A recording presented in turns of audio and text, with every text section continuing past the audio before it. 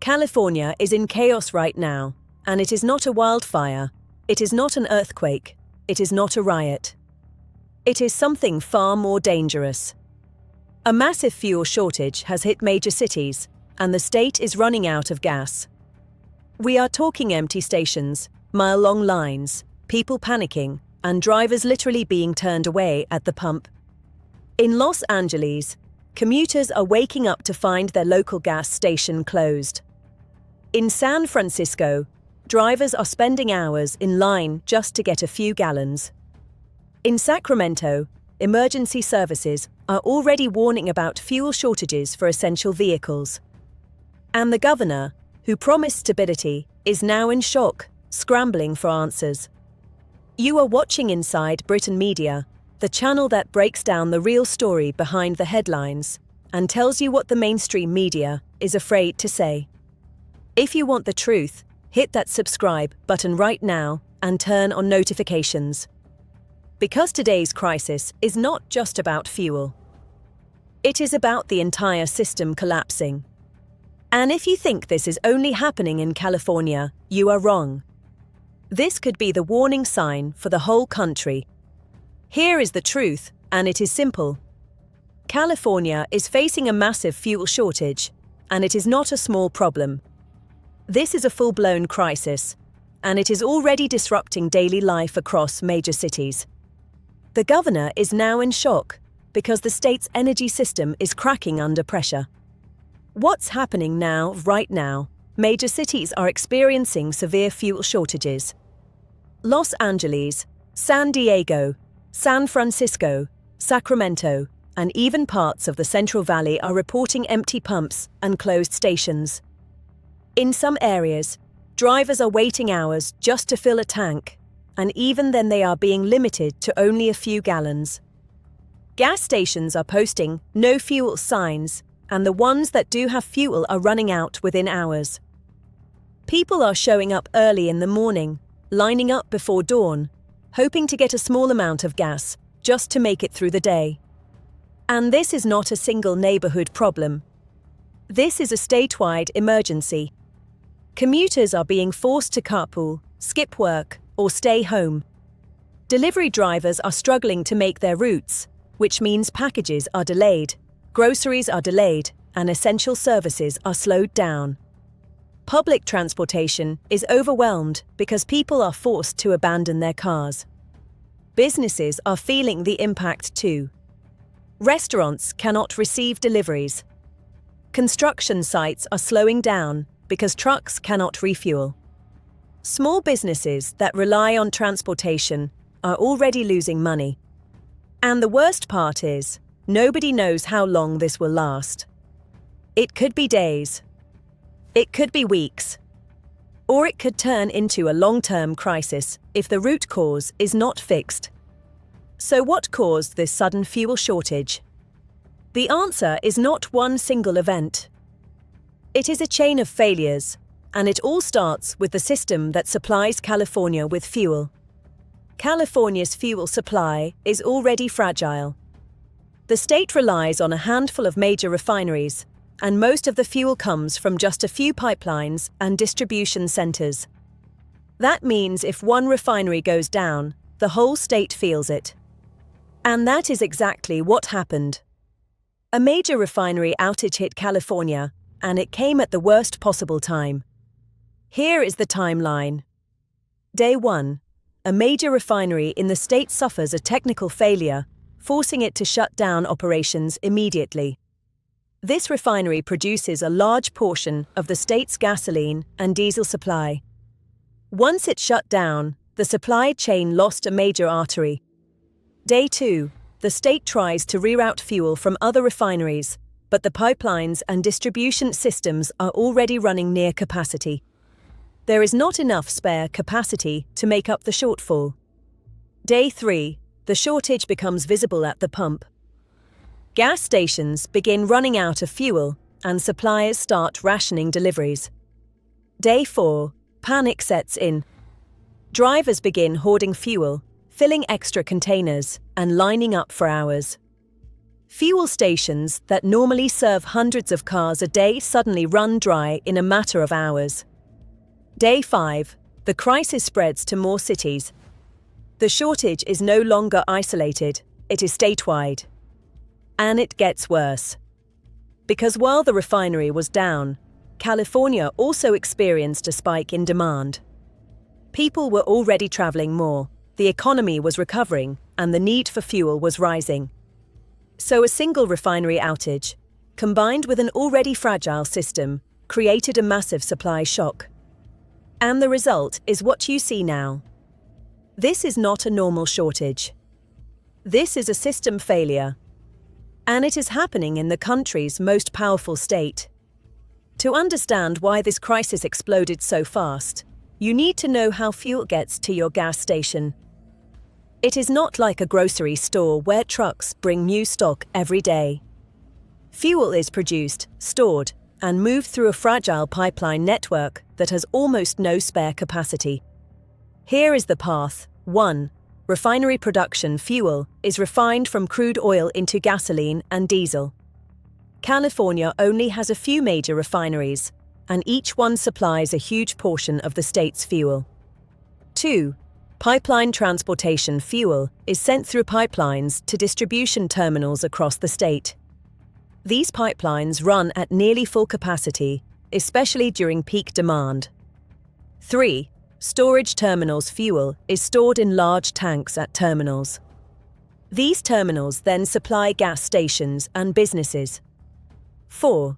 Truck delivery to gas stations. Finally, fuel trucks deliver gasoline to stations, and that is where the public sees the impact. Now here is why the system is fragile.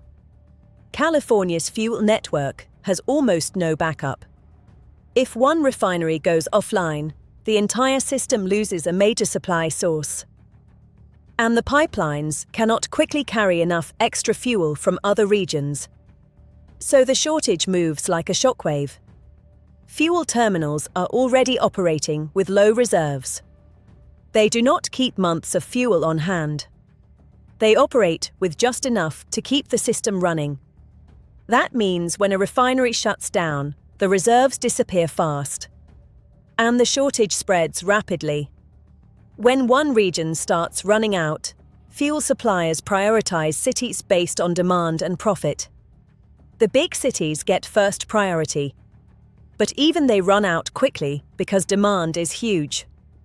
Then the shortage moves to smaller cities, and the cycle repeats.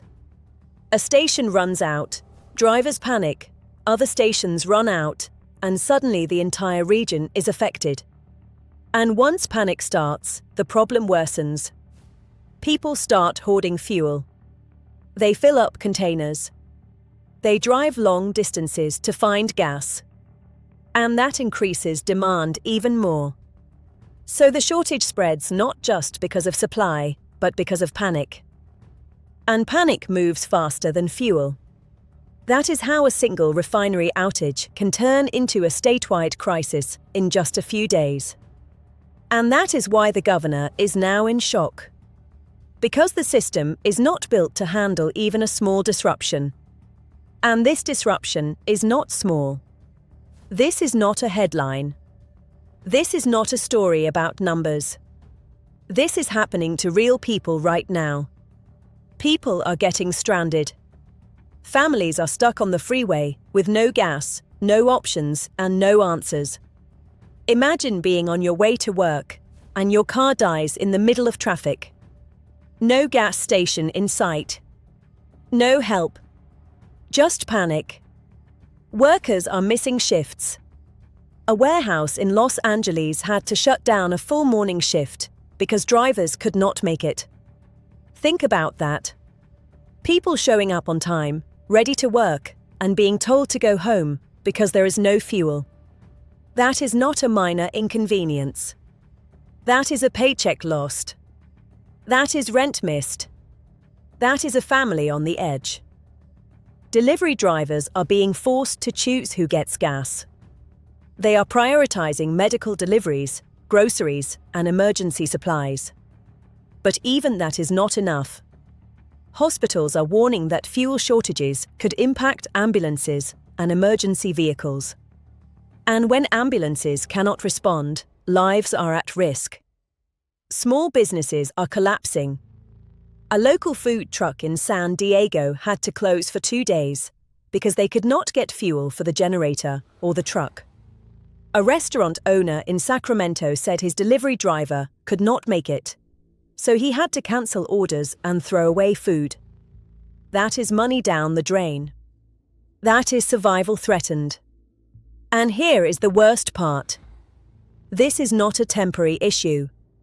This is not a one-day problem. This is a system failure. People are scared. People are angry. And the governor is watching it all unfold. But the question is, why did this happen? Why did the system break so badly, so fast? This is happening right now. This is real. And it matters to you. Because if fuel stops, everything stops. Now we get to the part nobody wants to talk about. Because this crisis is not just a supply problem. It is a power problem. And the governor is at the center of it. This is happening in a state where political pressure is constant. Every move is watched. Every decision is lobbied. And the governor is being squeezed from every side. You have refinery lobbyists pushing back against regulations. You have environmental groups demanding stricter standards. You have labor unions pushing for higher wages and stricter safety rules. And you have big corporations, the ones who profit from California's fuel system, fighting to protect their control. The result? The governor is caught between a rock and a hard place. And the people get crushed in the middle. Because the economic consequences are not small. They are massive. The moment fuel runs out, prices rise. Not just at the pump. Every product gets more expensive. Every delivery gets delayed. Every business pays more. Gas stations are raising prices because they are buying fuel from other states at higher costs. And then they pass that cost to you. So your commute gets more expensive. Your groceries get more expensive. Everything gets more expensive. Businesses are losing revenue. Workers are losing shifts. The economy slows down. And the state loses tax revenue. This is a domino effect. And the governor is watching it collapse. But the real question is, who benefits from this chaos? Who profits when the system breaks? The same people who have the most influence in Sacramento. The lobbyists. The corporations. The powerful interests. And the politicians who depend on them. This matters to you because when the government fails to secure fuel, it is not just a logistical failure. It is a failure of leadership. And when leadership fails, your life becomes unstable. Your job becomes unstable. Your future becomes unstable. This is not a California problem. This is a warning sign for the entire country. Because if the fuel system can collapse in one of the richest states in America, it can collapse anywhere. And the people who pay the price are always the same. You, me, everyone who has to drive to work. Everyone who depends on deliveries. Everyone who needs stability. So what is the governor doing right now? What is the official response to this disaster? Because the public is watching. And the clock is ticking. First, he declared a state of emergency. He called it a temporary measure to stabilize the supply. But here is the problem. A state of emergency is not a fix. It is a label. It is a headline. It is a way to say, we are aware. Without actually solving the issue. Then he promised to increase fuel imports from other states. But that is like trying to stop a flood with a bucket. Fuel shipments take time. They require logistics. They require pipeline capacity. They require trucks. And those trucks are already struggling. So the governor announces help, but the help arrives too late. And when it does arrive, it is not enough. And then comes the blame game. The governor points fingers at refinery shutdowns. He blames unforeseen maintenance. He blames market forces. He blames the companies. He blames the system. But he never says this was preventable. He never admits the truth. That the state was warned. That the system was fragile. That the fuel supply was already on the edge. And now the crisis is here. And the governor is scrambling. Because the real problem is not the fuel. The real problem is leadership. The real problem is that the state was not prepared. And now people are paying the price. The public is furious. They are angry. They are scared. Because they feel the government failed them. And the governor's response feels like a panic reaction. Like a man trying to close the barn door after the horse is gone. This matters to you because this is not a political debate. This is your life. Your commute.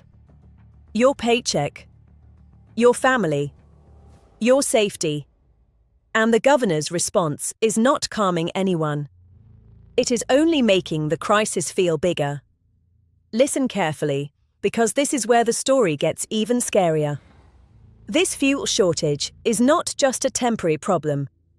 It is the beginning of a bigger collapse. Because when fuel disappears, everything else starts to fail. And the next wave is already forming. First, rolling blackouts. Yes, you heard me right. Fuel is not just for cars. Fuel powers generators. Fuel powers backup systems. Fuel powers hospitals, data centers, and emergency services. If the fuel supply keeps shrinking, backup power becomes unreliable. And that means rolling blackouts are no longer a possibility. They become a real threat. And when the power goes out, everything stops. Traffic lights stop. Hospitals struggle. Food goes bad. Businesses close. Second, the supply chain collapses deeper. If trucks cannot move, stores cannot restock. Shelves go empty. Prices rise even more. And panic spreads. People start hoarding again, but this time it is not just fuel. It is groceries. It is water. It is essentials. And the shortage spreads like a wildfire. Third, the national impact. California is not just a state. It is the engine of the American economy. If California's fuel system collapses, the entire country feels it. Other states will feel pressure on fuel prices. Other states will feel pressure on supply chains. Other states will feel pressure on transportation. And if other states start to experience the same issues, the problem becomes national. And then it becomes unstoppable. Here is the warning. This is not a small disruption. This is not a temporary crisis. This is a warning sign. A warning that the system is fragile. A warning that our infrastructure is vulnerable. A warning that a single trigger can create a chain reaction. And the governor is watching it unfold. But the question is, will he act before it becomes a full collapse? Because if he does not, the next wave will hit harder. And you will feel it in your life. In your job. In your budget. In your safety. This matters to you. This is happening right now. And it is real. Here is the logic. A major refinery disruption hit California's fragile fuel system, and the state had almost no backup. That triggered a sudden shortage, which spread fast through pipelines, terminals, and gas stations. As fuel ran out, commuters, workers, and businesses were forced to stop, causing chaos and panic. The governor's response was too late, and the economic damage is already spreading across the entire state. And if this continues, the next wave will hit harder, with blackouts, deeper supply chain collapse, and national impact. Now it is on you. Because this crisis does not end when this video ends. This is still happening right now. And it is getting worse. If you are feeling the pressure at the pump, comment below. If your commute changed, comment below. If your business was hit, comment below. People need to see they are not alone. Share this video. Send it to your family. Send it to your co-workers. Send it to anyone who still thinks this is no big deal. And subscribe to this channel. Because stories like this are not being told honestly anywhere else. I will keep tracking this. I will keep following the money. I will keep asking the questions the powerful want ignored. Here is the final warning. Fuel is the foundation of modern life. When fuel breaks, everything breaks. Jobs break. Supply chains break. Safety breaks. This is not about politics. This is about survival. This is about whether the system people depend on can still function. And if this can happen in California, it can happen anywhere. Stay alert. Stay informed.